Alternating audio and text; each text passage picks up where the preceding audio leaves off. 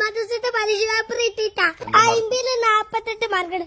എന്നിട്ട് ഇമ്മച്ചി ചോദിച്ചാൽ അവിടെ 2 മാർക്കിന്ന് 2 മാർക്കിൽ പോയിട്ടുള്ളൂ. നിങ്ങളങ്ങനെ ചോദിക്കാൻ പാടില്ലമ്മ. എന്താന്ന് വെച്ചാല് ചെറുക്കൻ 50-48 എടുത്തിട്ടുണ്ടാവും വിചാരിക്കണത്. 2 മാർക്കാ പോയിട്ടുള്ളൂ എന്ന് പറഞ്ഞിട്ടുള്ളൂ. നിങ്ങള് ഓനെങ്ങനെ ക്വസ്റ്റ്യൻ ചെയ്യാൻ പാടില്ല. ഓനിക്ക് 2 മാർക്കല്ലേ പോയിട്ടുള്ളൂ. ആ ചെക്കൻ എങ്ങനെ ഇടങ്ങാറാക്കണ എന്താ? ഞാൻ കാണിച്ചതിന് പരീക്ഷ കാണിച്ചാട്ട് പരീക്ഷ പേപ്പർ. ഇതില് 48 മാർക്ക്, 50 ഇതില് 46, 50 ഇതില് 43 ഉണ്ട്. എന്നിട്ടാണ് ഇമ്മച്ചി പറഞ്ഞേ മാർക്കില്ലോ മാർക്കില്ലോ. നിങ്ങൾ പറഞ്ഞിട്ട് മാർക്ക് നല്ല രസം ഉണ്ടാകുന്നത് ഇച്ച് നല്ല ഇഷ്ടപ്പെട്ടു. എന്റെ മാർക്ക് സപ്പോർട്ട് ചെയ്യും, കമന്റ് ചെയ്താൽ ഇച്ചിരി ആശ്വാസം കിട്ടുള്ളൂ.